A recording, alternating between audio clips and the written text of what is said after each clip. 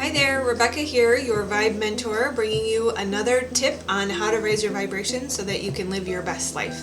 Today I wanted to talk to you about reinventing yourself. The need for reinvention can often come after we've experienced a dark night of the soul, or we've gone through a period of stuck energy, and we are tired of where we've been and know that there is something bigger and better out there for us. And so part of living your best life is continuing to reinvent yourself until you find that you are maximizing all of your potential and living the highest possible outcome for your life. So the first step is creating awareness. If we don't have awareness, we're living an automatic autopilot life, and that is how we end up continuing to feel like we're in the same place day after day and not making any progress. So if we don't have awareness of the thoughts and emotions and the vibrations that we're putting out there, we're going to feel stuck. So in order to get to a new place or reinvent ourselves, we have to start to cultivate the awareness of our internal state. So what thoughts are we having? What addictions to emotions do we have? What habitual thought processes do we have? And what core beliefs might come from those? So creating the awareness and just kind of taking a step back and observing ourselves is going to be the first step. The next step is, like I mentioned, core beliefs. Every thought and action that we have or do comes from our core beliefs. So we need to identify those core beliefs and know what's driving us. And when we identify the core beliefs, we need to separate out what is positive, what is negative, what is serving us, and what is not. And then we can start to change them. Then we need to move into thought management. So we have this very powerful machine, but if we're not managing it consciously, it's going to start to drive us in a direction we don't want to go. So we have to have constant and consistent awareness of our thoughts and make sure that we are choosing positive thoughts that are beneficial and creating the life that we want. Then we need to move into understanding our emotions. So what we assign to an event or an external circumstance from a perspective standpoint will create thoughts and emotions that are either positive or negative. So if hitting the red light when you're late to work is viewed as making you later and a problem, you're going to have negative emotions. If stopping at that red light when you're already late to work is viewed as potentially saving you from an accident, then you're going to have positive emotions, and therefore you will create momentum in a positive direction and creating positive things in your life versus the opposite, in the negative direction. Understanding your feelings, so recognizing that feelings and emotions are different, that an emotion can come from a chosen thought, whereas the way something feels is not necessarily, it can be driven by the thoughts that you're choosing, but if you are in enough awareness and in enough of an observatory state, you'll be able to step back and see whether or not the feel of something is telling you that it's positive or negative, right for you or wrong for you. Oftentimes when you choose a negative thought and you have cultivated a negative emotion, you will feel a negative feeling, but that is your indicator that you have gone down the wrong path. And so recognizing that the way things feel are designed to be sort of road signs for us.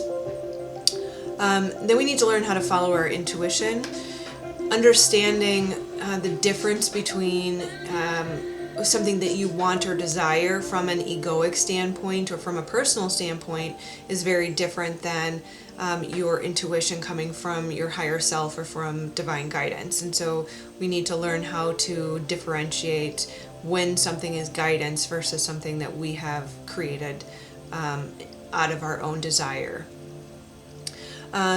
Next is the importance of presence and mindfulness and being in the moment and not living in the past, which will create depression, or living in the future, which will create anxiety, but staying present in the now and doing everything that you do with mindfulness and understanding the in presence is all that you have. And so if you are not in the presence, you have in presence. If you do not have presence or you're not in the present, you have nothing. And so you cannot create if you're in the past or in the future. You must be in the now and act with mindfulness in everything that you do.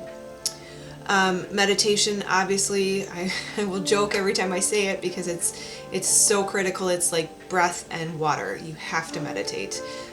So that must be a daily practice, hopefully a couple times a day. The more often the better, the longer the better. And then understanding your intention and really getting clear on why you do everything that you do. Do you eat a salad because you want to eat plant-based? Or do you eat a salad because you feel overweight and you want to punish yourself? Do you go for a run because you're wanting to punish yourself for not being as fit as you should be? Or do you go for a run to exert energy and to feel alive? And everything that you do has an intention behind it, and we don't always have awareness around why we do what we do. And in every moment of every day, with every action and every step and every statement and word that is said, there is an underlying intention behind it. And so we have to get really, really clear on what is our intention.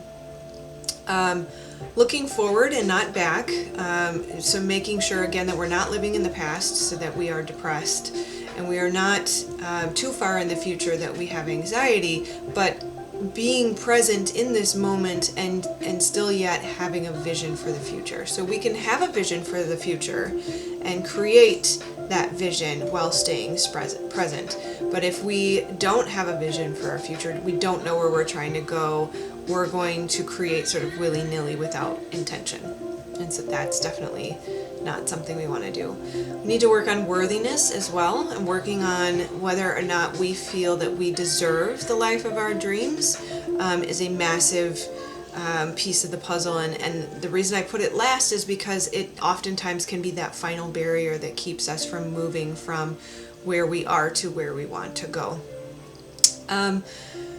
So yeah, that's in a nutshell the 11 steps that I would recommend. There's so much to unpack in each of those, and I recognize that I just kind of breeze through it, but it's important to understand kind of at the highest level what are the steps to get there, and recognizing that there is so much in this, and wanting to be able to help people to reinvent their lives and get from where we are to where we want to go. If you're like me, that's heaven on earth. I put together a course, and I'm really excited that I will be able to offer that course through mastermind.com. So if you look for Rebecca Dawn or the course name Master Your Mind, Reinvent Your Life, you will find me there. So I'm very excited to make this announcement. I believe it should be going live in the next 24 hours. So I will link that as soon as I am able to.